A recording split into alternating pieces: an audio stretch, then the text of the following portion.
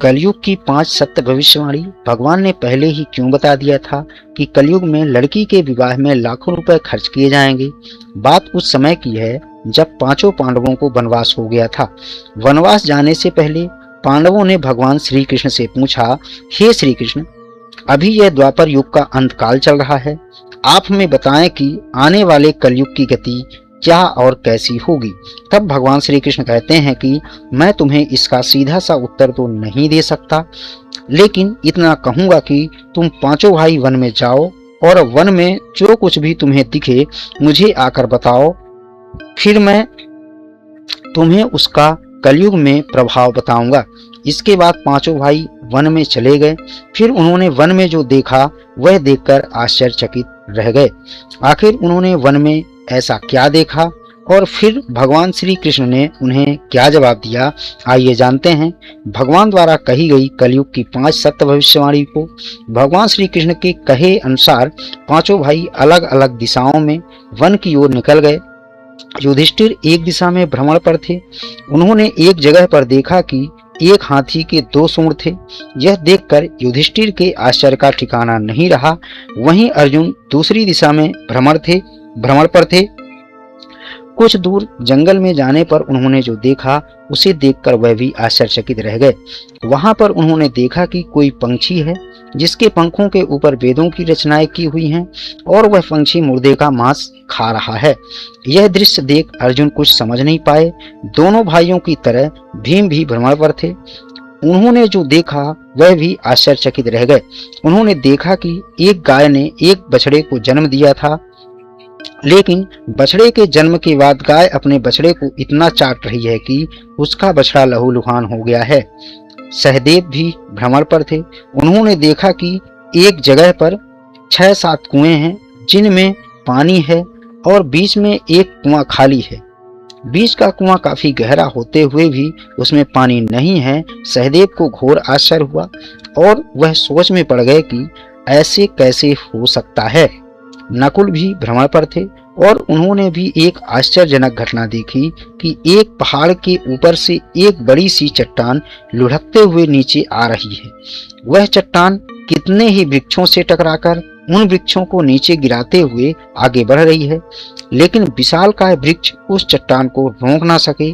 इसके अलावा वह चट्टान और न जाने कितने ही अन्य चट्टानों के साथ भी टकराती है, फिर भी दूसरी चट्टानें भी उस चट्टान को रोक ना पाए। अंत में वह चट्टान एक अत्यंत छोटे से पौधे से टकराकर अर्थात उस छोटे से पौधे का स्पर्श पाते ही ठहर जाती है। इसके बाद पांचों भाई एक जगह एकत्रित हुए और शाम को भगवान श्री कृष्ण के पास आकर उन्होंने अपने अनुभव श्री कृष्ण जी को सुनाए। सबसे पहले युधिष्ठिर ने कहा, मैंने तो पहली बार 2 सूंड वाला हाथी देखा। यह मेरे लिए तो बहुत ही आश्चर्यजनक था। तब भगवान श्री कृष्ण कहते हैं कि प्रिय पांडवों, अब तुम कल मतलब जिस युग में भगवान श्री विष्णु कल की अवतार लेंगे उस युग की यानी कलयुग की बात सुनो। तब भगवान श्री कृष्ण ने कहा कि कलयुग में ऐसे लोगों का राज्य होगा जो दोनों ओर से शोषण करेंगे, बोलेंगे कुछ और करेंगे कुछ और, मन में कुछ और होगा और कर्म कुछ और होंगे। ऐसे ही लोगों का कलयुग में राज होगा। पांडवों, तुम कलयुग आने से पहले तक राज्य कर लो। युधिष्ठिर के बाद अर्जुन ने कहा, मैंने जो देखा है वह तो कहीं ज्यादा आश्चर्यजनक था। मैंने देखा कि एक पंछी के पंखों पर वेदों की रचनाएं लिखी हुई हैं, पर वह पंछी मुर्दे का मांस खा रहा है। तब श्री कृष्ण कहते हैं कि कलयुग में ऐसे लोग रहेंगे जो बड़े ज्ञानी कहलाएंगे, विज्ञान की चर्चा करेंगे, लेकिन उनके आचरण राक्षसी होंगे। वह बड़े पंडित और विद्वान कहलाएंगे, किंतु यह देखते रहेंगे कि कौन सा मनुष्य कब मरे, कब हमारे सभी रिश्ते नाते मरे और हमारे नाम से संपत्ति हो जाए। भगवान श्री कृष्ण अर्जुन से कहते हैं कि हे अर्जुन, राजनीति के व्यक्ति विचार करेंगे कौन से मनुष्य को मारा जाए और राजनीतिक गद्दी हमारे नाम हो जाए। कलयुग के लोग हर जाति धर्म पर प्रमुख पदों पर बैठकर विचार करेंगे कि कब किसका श्राद्ध हो और कौन कब किस पद से हटे और हम उस पद पर चढ़कर बैठ जाएं, चाहे कितने भी बड़े लोग हों, परंतु उनकी दृष्टि धन और पद के ऊपर ही रहेगी। ऐसे लोगों की ही बहुतायत होगी और कलयुग में ऐसे लोगों का ही राजकाज होगा। अर्जुन के बाद भीम ने अपने अनुभव भगवान श्री कृष्ण को सुनाया। भीम ने कहा कि मैंने तो यह देखा कि एक गाय अपने बछड़े को जन्म देने के बाद इतना चाटती है कि बछड़ा लहूलुहान हो जाता है।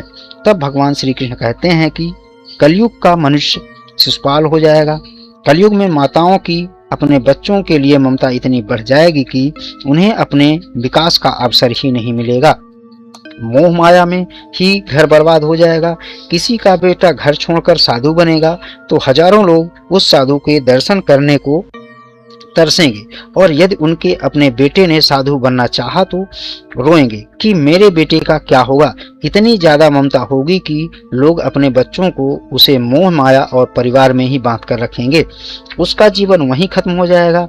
तब भगवान श्री कृष्ण भीम को समझाते हुए कहते हैं कि हर मनुष्य को यह जानना जरूरी है कि वास्तव में लड़के तुम्हारे नहीं हैं, वह तो बहुओं की अमानत हैं, और लड़कियां जमाई की अमानत हैं। तुम्हारा यह शरीर मृत्यु की अमानत है और तुम्हारी आत्मा परमात्मा की अमानत है। इसलिए तुम्हारा अपने शाश्वत संबंध को जानना आवश्यक है। भीम के बाद सहदेव ने भगवान श्री कृष्ण से कहा कि हे श्री कृष्ण, मैंने यह देखा कि एक जगह पर 6-7 बड़े कुओं के बीच एक गहरा कुआं बिल्कुल खाली है, जबकि ऐसे संभव कैसे हो सकता है। तब भगवान श्री कृष्ण सहदेव को जवाब में कहते हैं कि कलयुग में लोग लड़की के विवाह में, मकान के उत्सव में और छोटे बड़े उत्सवों में लाखों रुपए खर्च कर देंगे, परंतु पड़ोस में ही यदि कोई भूखा प्यासा मर रहा होगा तो यह नहीं देखेंगे कि उसका पेट भरा है या नहीं। उनका अपना ही सगा भूख से मर जाएगा, परेशानी में अपने सगे रिश्ते नातों का साथ नहीं देंगे, उसे ऐसे ही परेशान देखते रहेंगे, और दूसरी ओर खुद मौज, मदिरा, मांस, भक्षक, सुंदरता और जश्न में धन उड़ाएंगे, किंतु किसी के 2 आंसू पोंछने में उनकी रुचि नहीं होगी। कहने का तात्पर्य यह है कि कलयुग में अन्न के भंडार होंगे, लेकिन लोग भूख से मरेंगे। सामने बंगले में ऐशो आराम चल रहे होंगे, लेकिन पास की झोपड़ी में आदमी भूख से मर जाएगा। एक ही जगह पर असमानता अपने चरम पर होगी।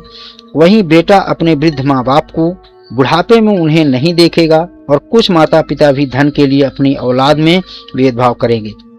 सहदेव के बाद नकुल ने भगवान श्री कृष्ण को बताया कि मैंने भी एक आश्चर्य देखा है कि एक बड़ी सी चट्टान पहाड़ से लुढ़क कर नीचे गिर रही थी, लेकिन वृक्षों के तने और दूसरी चट्टानें भी उस बड़ी चट्टान को ना रोक पाई, किंतु एक छोटे से पौधे के स्पर्श में आते ही वह बड़ी चट्टान रुक गई। यह बहुत ही आश्चर्यजनक था। नकुल ने भगवान श्री कृष्ण से कहा कि हे श्री कृष्ण, मैं इस घटना को समझ नहीं पाया, अब आप ही बताएं यह कैसे हुआ, आखिर यह कैसे संभव है। तब भगवान श्री कृष्ण मुस्कुराते हुए नकुल से कहते हैं कि कलयुग में मानव का मन इतना नीचे गिर जाएगा कि उसका पतन होना निश्चित होगा। उसका यह जीवन धन की शिलाओं से नहीं रुकेगा, न ही सत्ता के वृक्षों से रुकेगा। जब मनुष्य अपने जीवन के आखिरी पड़ाव में होगा, तब उसे परमात्मा रूपी अंतर्ध्यान होगा कि उसका पूरा जीवन तो व्यर्थ ही चीजों की चिंता करने में निकला। असली मुक्ति तो हरि नाम और हरि नाम के एक छोटे से पौधे से ही, हरि नाम के जपने से ही मनुष्य जीवन के समस्त पापों का निवारण होगा, और हरि नाम ही मोक्ष का द्वार होगा। भक्तों, भगवान में आस्था रखें। मनुष्य का पूरा जीवन एक मायाजाल है। मनुष्य को उम्र के अंतिम पड़ाव में ही एहसास होता है कि मंजिल केवल परमात्मा है। यही पड़ाव पूरे जीवन के कर्मों का लेखा जोखा दिखा देती है। इसलिए केवल हरि नाम ही कलयुग में मोक्ष पाने का एकमात्र उपाय है। आशा करता हूं दोस्तों, भगवान द्वारा बताई गई कलयुग की 5 भविष्यवाणी आपको पसंद आई होगी। वीडियो पसंद आया हो तो वीडियो को लाइक, शेयर, कमेंट्स करना ना भूलें। साथ ही साथ यदि आप हमारे चैनल पर नए हैं तो चैनल को सब्सक्राइब जरूर करें